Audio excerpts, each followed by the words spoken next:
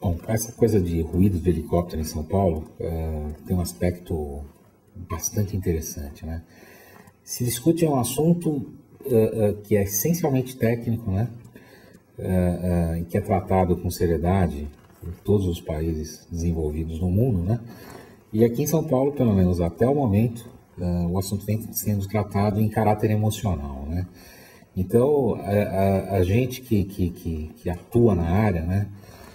E aqui não vou dizer como engenheiro aeroportuário, mas vou dizer como engenheiro ambiental, especialista em ruído urbano, a gente vê que é difícil resolver o problema emocional, né? Porque, de um lado, quando a gente participa de eventos onde vão as ONGs que representam os bairros de São Paulo, né?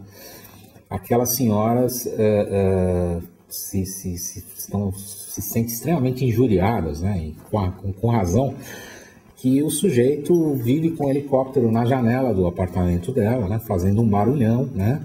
Muitas vezes faz isso de fim de semana, faz isso à noite, a pessoa não consegue dormir, etc, etc. E é, de fato, um grande incômodo, né? Porque, de repente, nós não estamos falando da vizinhança do aeroporto de Congonhas, da cidade de São Paulo, que já é uma zona crítica que todo mundo está acostumado a ouvir um barulhão o tempo todo, né? Mas uma região mais residencial. Então, essas senhoras, né, que ligadas às ONGs, etc., reclamam e reclamam com razão, né? Essa reclamação normalmente vai aos olhos do Ministério Público. E aí o Ministério Público vai pedir, né, que se manifestem as partes, né? Então, o Ministério Público procura a ANAC, a Agência Nacional de Aviação. A ANAC vai dizer que ela homologa um heliponto, mas que ela não tem responsabilidade nenhuma com o aspecto ambiental, né? Então, quem legisla sobre o aspecto ambiental é a Prefeitura Municipal, que faz o Ministério Público. Vai na Prefeitura e fala, pô, como é que tem esse heliponto? A Prefeitura fala assim, ó, esse heliponto não existe para nós. Esse heliponto só existe para a ANAC.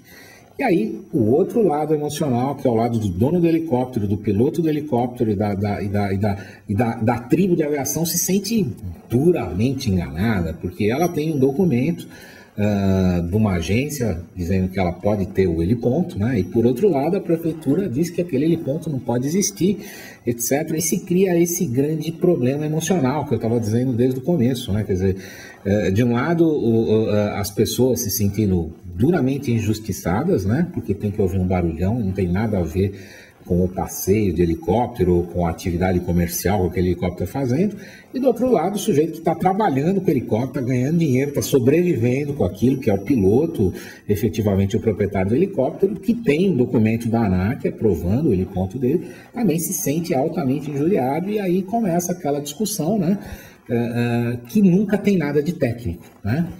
Aí, com o correr dos anos, em 2009, a gente acabou tendo uma legislação sobre helipontos na cidade de São Paulo, que, por infelicidade, foi bastante falha no aspecto técnico de ruído, né? Então, ela sequer menciona como que deve ser considerado, quais são as considerações de ruído que devem ser feitas em relação à alteração do heliponto, né? Então, hoje, nós estamos em 2011, né, em agosto de 2011, né, a gente vê que se começa a entender o que tem que ser feito para se monitorar, para se reservar o direito de cada uma das partes de estar fazendo aquilo que é possível dentro do que estabelece uma lei federal que se chama Estatuto da Cidade, que começou a vigir em 2002, onde se estabelece o que é um estudo de impacto de vizinhança e o que é um RIV, né? E dentro desse RIV, todos os aspectos de incômodo, de vizinhança, dentro da área urbana, né? Entre eles o ruído, tem que ser tratado de forma técnica, com uma legislação clara, com uma posição clara, né? E uma das coisas que me chama a atenção, né? A gente que mexe com ruído, né? Eu sinto que na cidade tem coisas muito mais incômodas do que um helicóptero do tipo. Se você tiver uma construção do lado do seu apartamento e o sujeito estiver fazendo uma concretagem com uma betoneira rodando lá embaixo, um monte de vibrador, né, vibrando a laje, lançando o concreto, mas uma bomba de concreto, ou seja, isso é um barulho infernal que às vezes dura um dia inteiro, que acontece uma vez por semana, né? E incomoda até muito mais do que um helicóptero, porque o ciclo do helicóptero é muito rápido. Um ciclo de pouso e decolagem ele acontece em menos de um minuto. Ele chega e vai embora. Outra coisa que incomoda ainda, pensando no helicóptero, é aquele sujeito que está lá filmando para a televisão, né? Que fica enchendo o saco em cima de uma avenida, horas e horas, às vezes meia hora, uma hora, irradiando ao vivo, tá? Onde ele gera um ruído muito maior para as pessoas que impactam aquele local, né, do que o próprio heliponto, porque a operação de pouso e decolagem em si ela é extremamente rápida. A gente não vê ninguém reclamando o aspecto do cara, pô, o sujeito ficar filmando, como acontece aqui no escritório, aqui nós estamos lindeiro a marginal, aqui, a entrada da Trabalhadores, aqui da Ayrton Senna, que é uma área que de manhã para todo dia. Então, todo dia às 7h10 da manhã tem um helicóptero aqui em cima que realmente perturba as pessoas, porque você não está num horário de sono, né? Embora esteja tudo congestionado ali, tenha 10 km de congestionamento na entrada da cidade de São Paulo, quer dizer, o helicóptero aqui em cima, ele incomoda muito mais a meia hora que ele fica aqui em cima do que 1 minuto e meio, que é o tempo operacional de pouso e decolagem, né? E assim como o helicóptero, a gente pode estar falando aí das obras, que são extremamente ruidosas, fazem muito barulho. A gente pode estar falando aí de algumas igrejas, tá? Instaladas em áreas residenciais, que o pessoal costuma, vamos dizer assim, logo no domingo de manhã, incomodar bastante a vizinhança.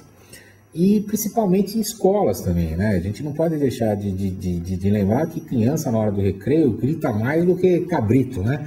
Então a gente já em São Paulo já enfrentou alguns casos, algumas discussões judiciais, já participamos aí como assistentes técnicos de alguns casos de escolas importantes em São Paulo que também acabavam, vamos dizer assim, impactando a vizinhança no aspecto ruído, né?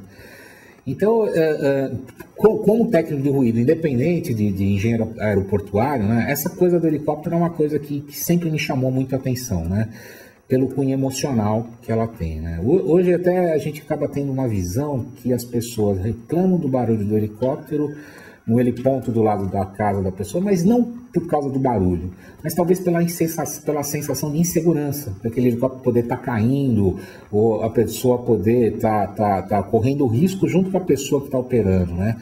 Então, o conceito do risco, ele incomoda mais, né? O conceito de que você está se arriscando com alguma coisa involuntariamente, ou seja, não é você que está correndo risco, né? Mas o cara está pondo você em risco, é um assunto que incomoda mais a vizinhança do que o próprio ruído do helicóptero, né? Então, esse caráter emocional, que ninguém fala isso, né? Em relativo à existência de um heliponto, né? Eu acho que vai mais nessa direção, na direção de segurança propriamente dito da pessoa, ou de insegurança da pessoa em relação àquela operação.